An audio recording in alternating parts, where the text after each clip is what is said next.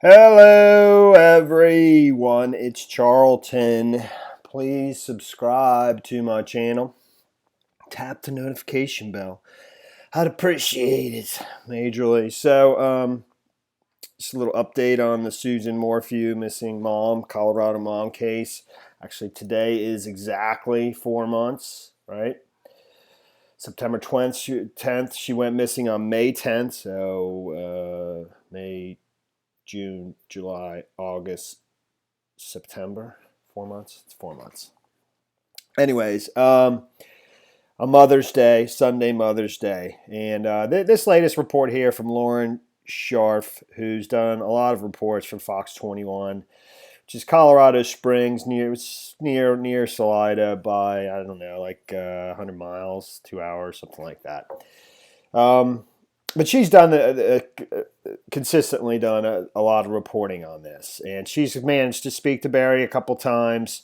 She's gradually, been able to talk to him, and he's been, we've heard his voice most recently in a couple different calls. In this one, the focus of this report seems to be on the sheriff of Chaffee County, sheriff's office, John Spees, and basically. Throughout this report, which is like 8 minutes long or something, if I'm going to play a little bit of it, maybe, is that he's not talking, and it's kind of odd. Let me just back up before I get into any of that. And I'm not here to talk about that much, anyways. I just think the focus on the sheriff of Chaffee County Sheriff's Office, John Spees, is a little weird, and they're not even the only person investigating this. The FBI is involved in the investigation pretty heavily. I mean, when you saw people digging at the job site, east of Salida, the place where Barry had supposedly his company had laid dirt before the foundation was poured, that was the FBI. I mean, it was all FBI people. FBI's on the back of their things, And the Colorado Bureau of Investigation is also investigating this, which I assume is basically like the state version of the FBI. Every state has their own Bureau of Investigation now. I don't know when that came about. Whatever. But I just found it a little odd because Barry laid the seeds for this earlier in his video interview, which he supposedly didn't know he was being videoed by, I think it's just the YouTuber Tyson Draper, where he in that interview he starts to talk about how they disturbed the crime scene and they moved the bike, and didn't preserve it before moving it and so forth, and began laying the foundation for blaming the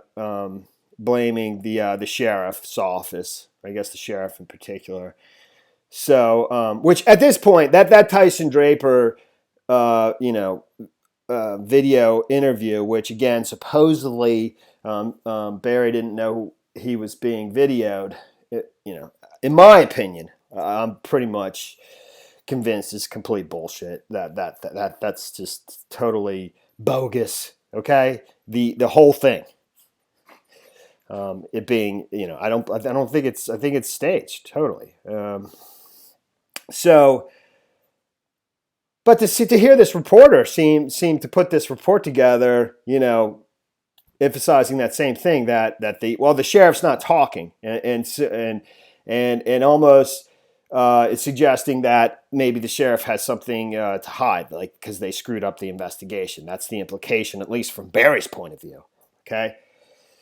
But let me now that I got that out there, which isn't that great anyways, but I'm just telling you, dude, what's going on here. And let me just back up a little bit and say that in the very beginning, I personally actually think Suzanne Morphew is alive. Okay, nobody else thinks that, nobody does, but I do. Okay, and I could be wrong, and if I'm wrong, that'll be a real shame, obviously. Okay, and if I'm right, I'm glad she's alive, for sure. And one of my biggest questions with this whole thing, and it's from the very beginning. Okay, when it happened on Mother's Day, that immediately seemed unusual to me. Okay, and it wasn't just that it happened on Mother's Day, but the circumstances surrounding it and the fact that it was Mother's Day. And so my one of my main questions is, not my only question, I have many, but one of my main questions is, why did it take, because it wasn't until about 5 in the afternoon, that 5 in the evening, early evening, late afternoon, that Barry is speaking with this neighbor that the daughters apparently texted to go check on her because she hadn't responded to their Happy Mother's Day text. Why did it take so long for this family to figure out that the mom was missing on Mother's Day? Okay, I mean, that really does remain a big question for me. I mean, normally you're together on Mother's Day, particularly for a family that seems to be like a very devoutly Christian family. And but even if you're not, normally those Happy Mother's Day things, they take place, at least in the earlier part of the day, whether it's first thing in the morning, 9, 10 o'clock after you wake up, get your coffee, have some breakfast, or over breakfast, you call your mom and wish her happy mother. Normally that's in the morning or one of the earlier things in the day. So I just don't know why it took till 5 in the afternoon, 5 in the early evening to realize that their mom was missing on Mother's Day. Okay? And I'm sorry, but that's a question I have.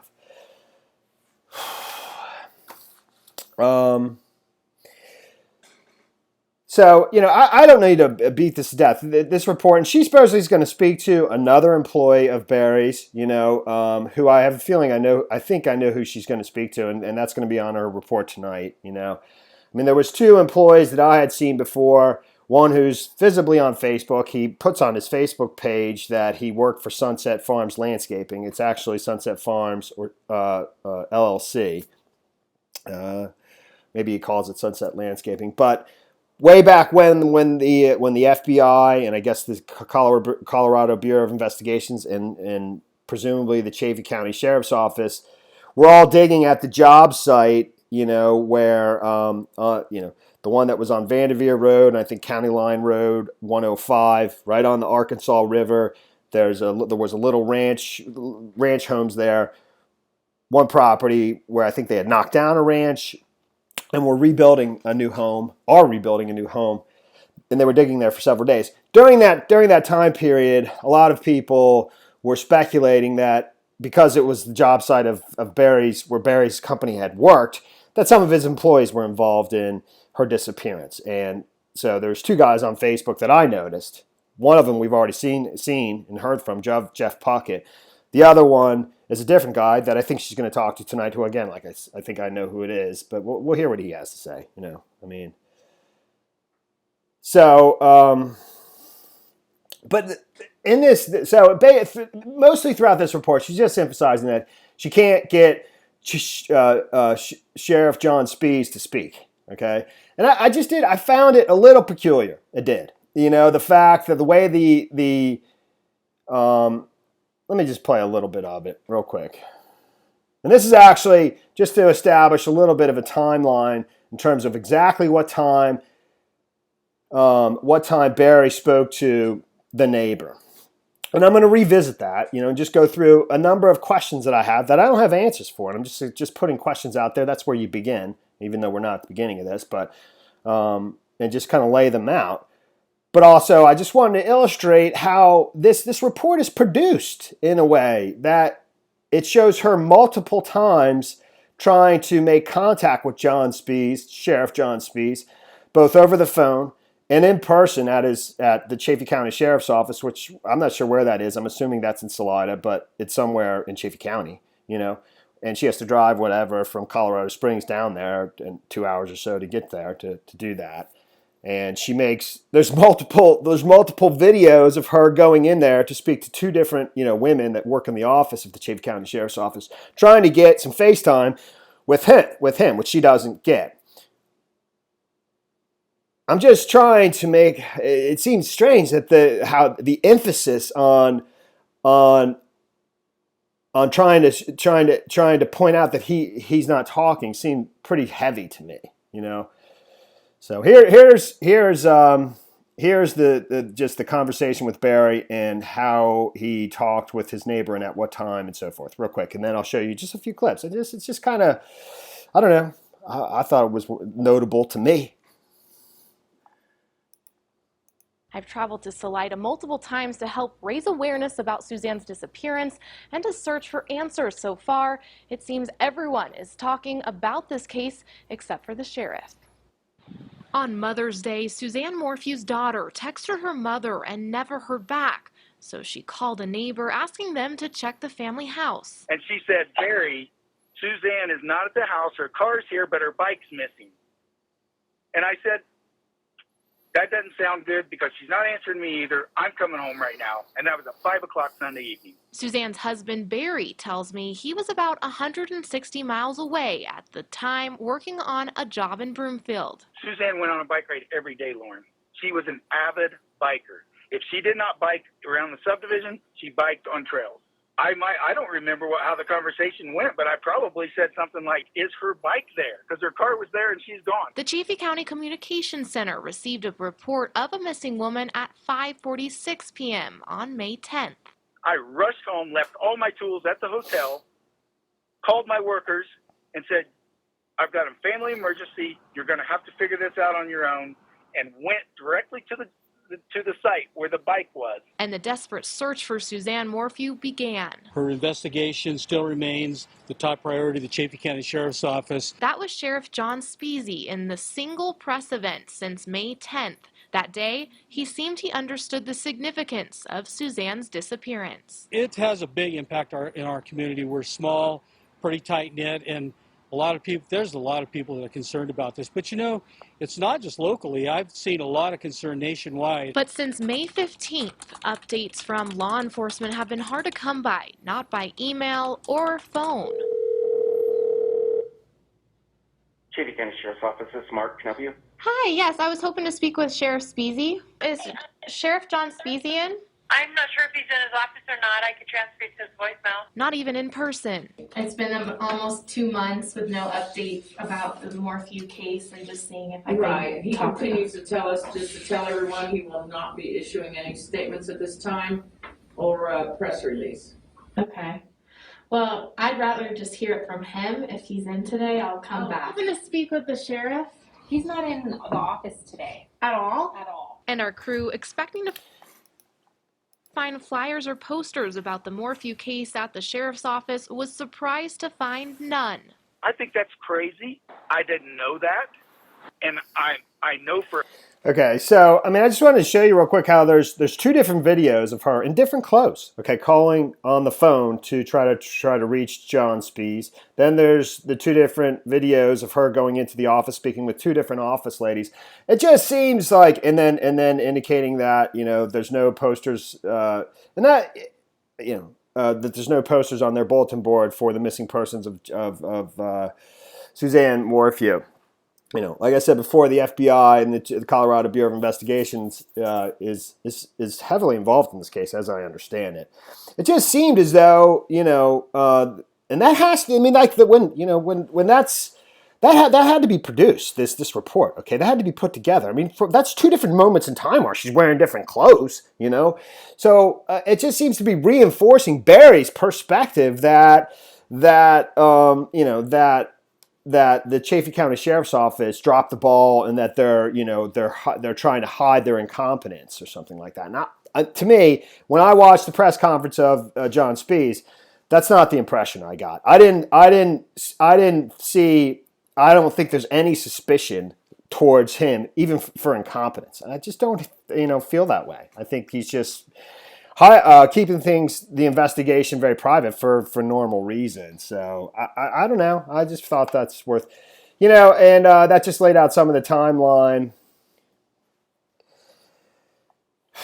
I mean, there's a moment in there, there's a moment in there where Barry says, he went right to where the bike was. I think a lot of people are going to say, like, well, how did he know where the bike was, And, that means he's the one who threw the bike there. And it's because he killed her. And I just have a different view. I'm not expressing my view, but I have a different view, okay? And I don't think she's dead, okay? So back to my other questions, and very, very quickly, and try to just wrap this up. So one of the things I do have a question with is inspired by what we know. News Nation is a national newscast is, the daughters were away, okay? And supposedly they were on a camping trip to Idaho, which is pretty far away. I think the closest... The all-new Hyundai Sonata, featuring Hyundai Digital Key. Not available on... The closest place to, if you went straight to the border, would be like 10 hours. So, I mentioned in my previous video, that all the circumstances surrounding her disappearance seem to be very opportune for this particular day and this weekend. I mean, first off, it's Mother's Day, so there'd be nobody on the road, okay, to spot somebody biking or spot somebody being taken from the road, particularly around early evening, late afternoon when people are getting ready for Mother's Day dinner, okay? The daughters are away on a camping trip, in Idaho, and the husband is in a hotel 200 miles away in Denver for a landscaping job that had to be lined up previously, okay? So it's just very opportune.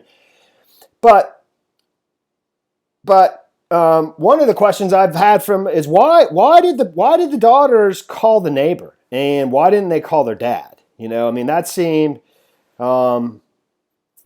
strange to me, and I don't know why. Maybe there's a totally reasonable explanation for that, but this all revolves around. And they were in a car. They were traveling. They were supposedly coming home from that camping trip in Idaho, and either they took 2 days to drive, which is very, very possible. But they would have been in the car from, I would think that even if they took 2 days to drive and say they stayed over somewhere Saturday night at a hotel midway from Idaho to where they live in Maysville, Colorado, near Salida, they would have been up at, I think, at a reasonable hour in the morning, Monday morning, after staying at a hotel in the middle of nowhere because they're just stopping somewhere midway to sleep in their travel from Idaho to back home, and then they would have been in the car all day long. So that goes back to why it took till 5 in the afternoon, 5 early evening, for this family to figure out the mom was missing on Mother's Day. Still, that's a problem for me, But why they called the neighbor and didn't call their dad first, and then he said call the neighbor, or he just would call the neighbor themselves. That it goes from, according to the reports, over and over. And these things could be wrong. There could be tons of stuff we don't know. But they call the neighbor, then the neighbor calls Barry. And I just don't know why it goes down like that. And it seems, I don't know, it's just unusual. My first instinct would have been, to call my dad, and talk it over with him, and then he might say, well, why don't you call this person, and maybe that is what happened, and he just isn't telling us that. I don't know, So,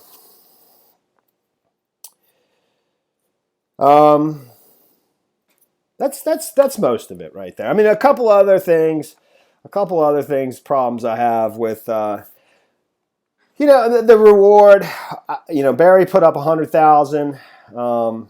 This is actually the GoFundMe page that was set up by, I think, a nephew, Trevor Knoll. He was out there very initially, and I think he was I think he's the nephew of Barry and Suzanne, and I think he just has some experience with social media, so they reached out to him to establish these things, the GoFundMe and the Find Suzanne Morphew Facebook page, and help in that regard. But the reward, there's a $100,000 reward out there. I think it's up to $210,000. I don't know where the extra 10 comes from. But another individual, another family member, I believe, put up another $100,000. So there's $200,000 or $210,000, and that was very, within days of them, within 24 or 48 hours that was established. First it was Barry for $100,000, then somebody matched it, a family member, I believe. But the family member wanted to remain anonymous, or whoever it was, the family friend, I think is what it was called, family friend, wanted to remain anonymous. To me, I guess people want their privacy, but I don't know. I wondered why the secrecy, People probably don't want to be bothered by reporters, I guess. But this is very early on, very right away, So we didn't know this was going to go on for 4 months, or I didn't, And so why the anonymity for that is, I don't know. That was just another little question I had, not a huge one. I tell you, another thing here. This is going to be seen very minor to people. To me, it just this is a note that Barry left at one of the local grocers or convenience stores that he went to the day she was missing. I guess after he had returned, from the hotel outside of Denver, Sunday evening he was looking for her, and he gave this note to like one of the local grocer, tiny little grocer or convenience store. Now, obviously, he was probably in haste to some extent, because this was, I guess, supposed to be a description of her, and I think he wanted the person to post this on their front door or on their window, And even the grocer said that it seemed a little odd. That's actually not even what seemed odd to me is the handwriting. Okay.